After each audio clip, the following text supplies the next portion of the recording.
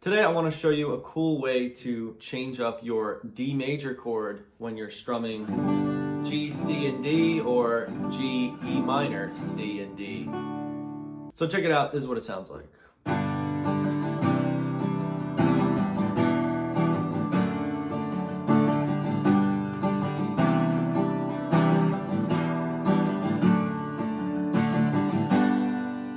So let's go through the chord progression first, and then I'll show you what that actual shape is. It's pretty easy. So we're starting with a G major. Now I'm only actually going to the B string here, so my pinky is not even being used, although you could leave it on the 3rd fret of the high E string for that extra G up top. I just sometimes find it a little bit too bright, so kind of depending on the mood I'm going for, I might cut it out, keep it here. And the next chord is going to be a C add 9. So very simply, coming from the G, we're moving our middle and index finger up a string, right? We're going up in pitch, but down one string towards the floor. So we're going up to our C add 9 here.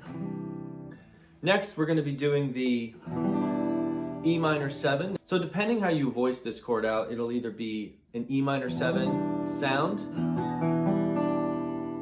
but if you leave out the 6th string and you just have this with those inside 4 strings, that's more like a G over B, right?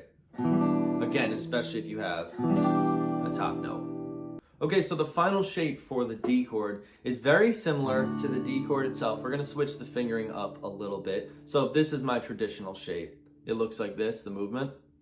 I'm going from D here. Middle finger comes one string up towards you, and your index finger goes to the 2nd fret of the 6th string, right? So both fingers are gonna fly up towards you. You want your first finger to lead and your middle finger follows. Now I know when I say up a string, obviously I mean mechanically your finger's moving up towards you.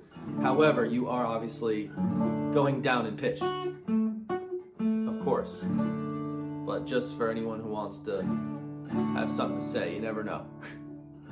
Covering my tracks. So that chord is actually a D over F sharp. We have our D major here.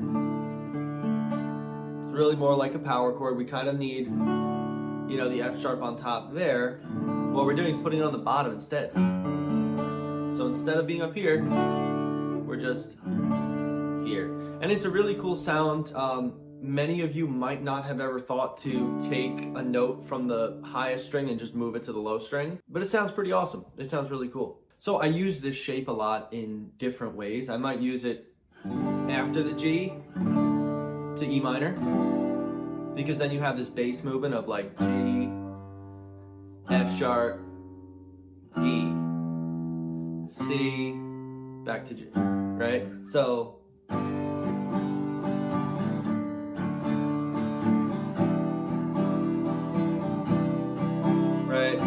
G, D, E minor, C. So that's one way to do it, and that sounds pretty cool if you want that descending bass line sound. Another great option is using that D over F sharp at the end before you go back to G, like your traditional 5 chord would be used. You have that tension of the F sharp, the 7th note in the G scale,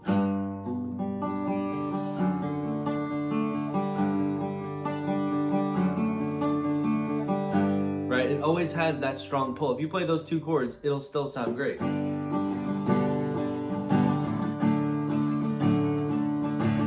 mean, it wants to go somewhere. You could go to the C.